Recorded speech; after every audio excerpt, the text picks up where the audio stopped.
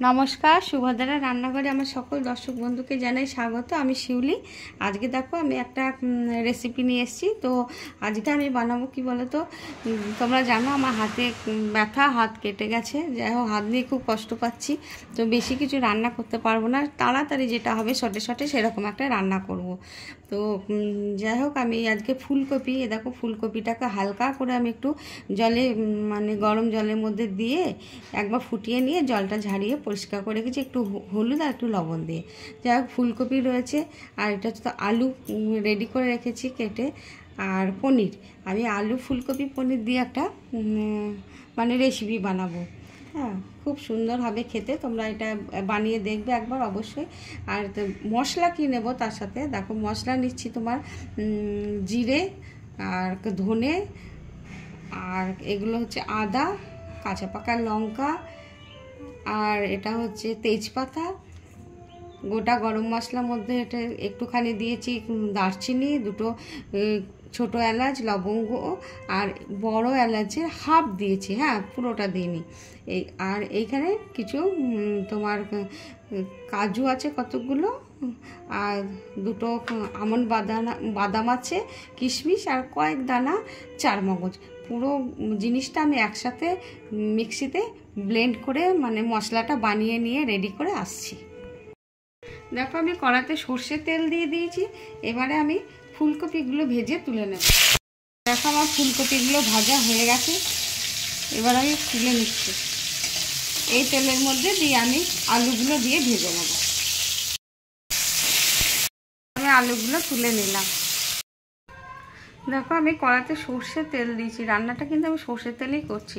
এবারে কতগুলো জিরে ফোড়নে দিয়ে দিলাম, আর একটু হিং দিয়ে দিলাম ফোড়নে।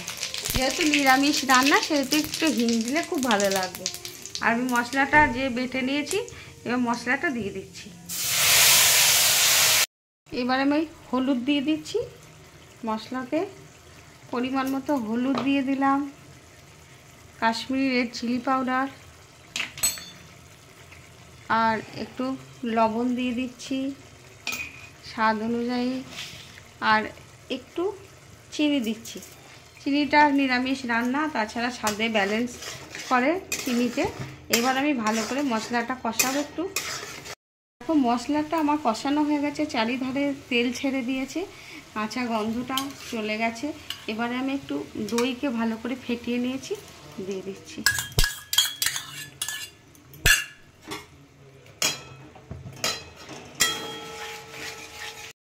আমার দেখো দই দিয়ে মশলা কষানো হয়ে গেছে, চারিধারে দেখো তেল ছেড়ে দিয়েছে। এবার আমি আলু ফুলকপি সব দিয়ে দিচ্ছি।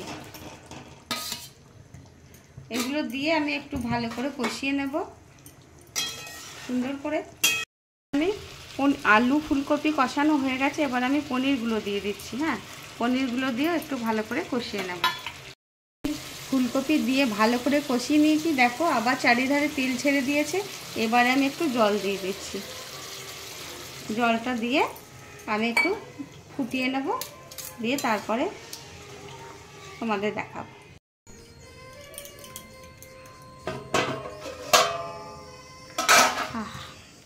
কি সুন্দর দেখতে হয়েছে গো। যাই হোক, দেখো আমার রেডি হয়ে গেছে। এবারে আমি দেখো নামাবার আগে না একটু ঘি দিয়ে দিচ্ছি। ঘি ছড়িয়ে দিলাম, দিয়ে এবার আমি গ্যাসটা না অফ করে দেব।